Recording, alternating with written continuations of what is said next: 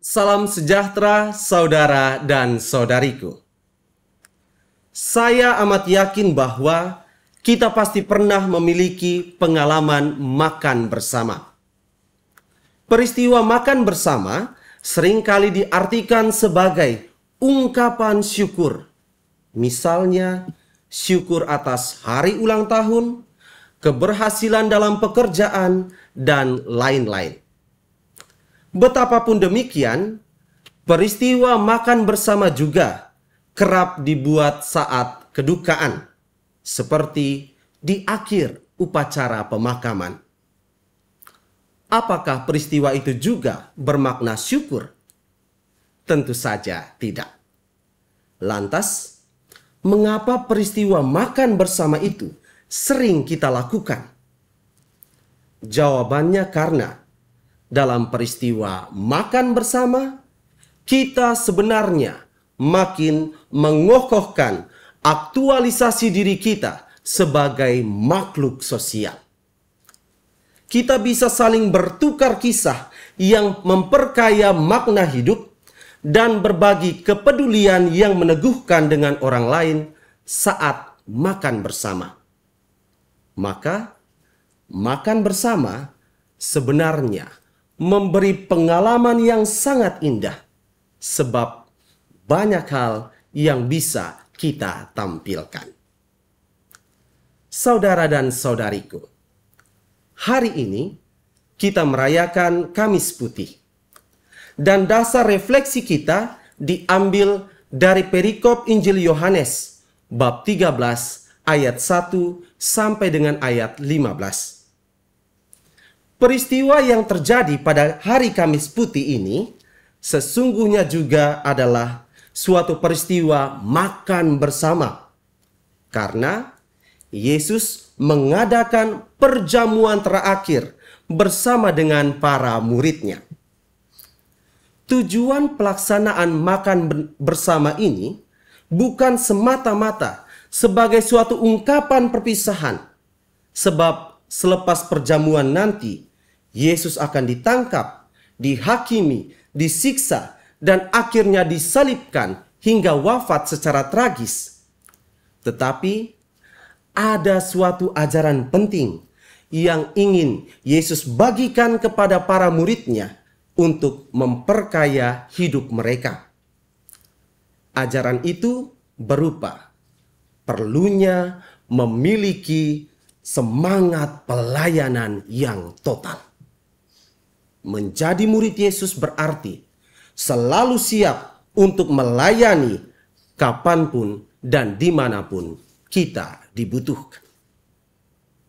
Adapun untuk menjelaskan ajarannya ini, Yesus tidak memaparkannya secara teoretis, tetapi Ia mempraktikannya secara nyata, bukan hanya di depan mata para murid-Nya saja, tetapi ditujukan langsung pula kepada mereka.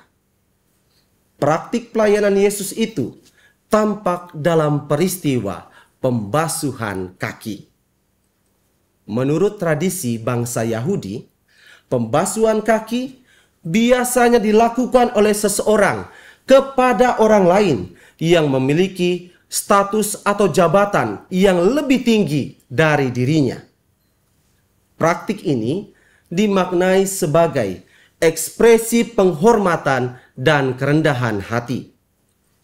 Maka, bila dikaitkan dengan peristiwa pembasuhan kaki para murid, Yesus sebenarnya mau menyatakan bahwa betapa Ia sangat mengasihi para murid-Nya, hingga Ia rela bersikap rendah hati di hadapan mereka. Yesus sama sekali tidak memperhitungkan bahwa selaku guru dan Tuhan, seharusnya kakinya lah yang dibasuh oleh para murid-Nya dan bukan sebaliknya. Yesus berbuat demikian supaya para murid-Nya sadar bahwa keunggulan para murid Yesus bukan pada tingginya status atau jabatan yang dimiliki, tetapi dari seberapa serius ia berusaha untuk bersikap rendah hati dan melayani sesamanya. Pelayanan adalah ciri khas kemuridan Yesus, sebab para murid Yesus dihormati bukan karena prestasi, tetapi dedikasi. Saudara dan saudariku, Yesus telah menunjukkan teladan pelayanannya ini sejak 2000 tahun yang silam.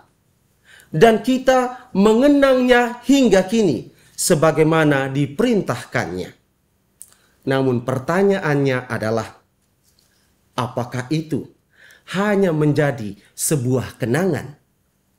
Tentu saja tidak. Tugas kita bukan hanya mengenang, melainkan mengamalkannya pula. Kita harus bersedia untuk menjadi pelayan bagi sesama dan mengobarkan semangat pelayanan dalam seluruh karya kehidupan kita.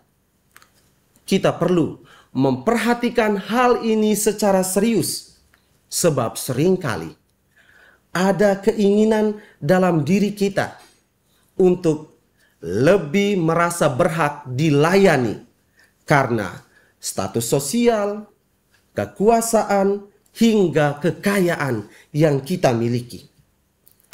Keinginan semacam ini jelas berlawanan dengan identitas murid Yesus. Maka, mari lebih giat lagi dalam melayani. Tuhan selalu melayani kita dengan berkat-Nya, sehingga kita pun wajib menyalurkan berkat Tuhan itu kepada sesama lewat semua karya pelayanan terbaik kita. Jangan menggerutu bila pelayanan kita tidak dihargai, sebab upah pelayanan sejatinya tidak didapat saat ini, melainkan di akhir hidup kita nanti. Tuhan memberkati kita sekalian.